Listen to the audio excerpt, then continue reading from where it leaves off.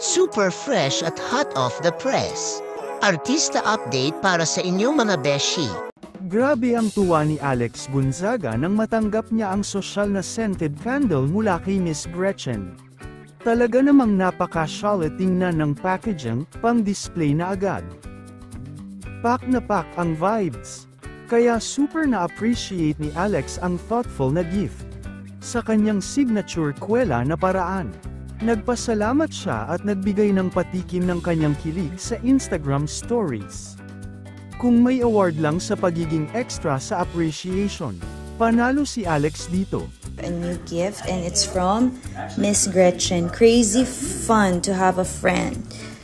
To have you as a friend. Mas crazy yung friend ko na si Miss Gretchen. So, ang binigay niya sa akin ay isang pagkasyala-syalang.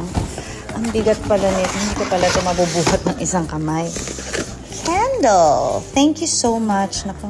Ay, ang susunod naman talagang parang ano pa siya. Thank you, Miss Gretchen. Samantala, ibang level din ang unboxing moment ni Tony Gonzaga sa regalo ng kapatid niyang si Alex, isang chic bag mula sa loob. Ramdam na ramdam ang genuine na saya ni Tony habang binubuksan ang gift. Na para bang bata sa Christmas morning. Sa sobrang touched ni Tony, napa-react si Alex at napa-post ng, "Kaya masarap bigyan ng gift ang ate. Very appreciative." Siyempre, hindi rin nagpahuli ang asumot nilang si Polly, na nangungulit habang ongoing ang pag-unbox ni Tony ng gift. Ganyan talaga. Walang tatalo sa sweetness ng magkapatid na Gonzaga. Polly, look! Polly's bag! Wow, I love it! Polly, it's so nice! Oh, look at this bag! I think kailangan ko some shoes siya. Thank you. Ay, we can choose about that. Ay lang. Ay, sinira na. Oo, hindi. Ay!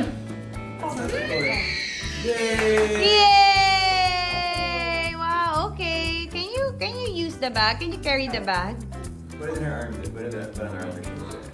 Wow! Ay! Wait a minute! No! Parang pareho sa mami niya, hindi mahilig sa mga bag. But this one, we like this because wala tayong ganito. Ay, tumatawad. Oh, so cute! I like the letter. The letter is special in my heart. And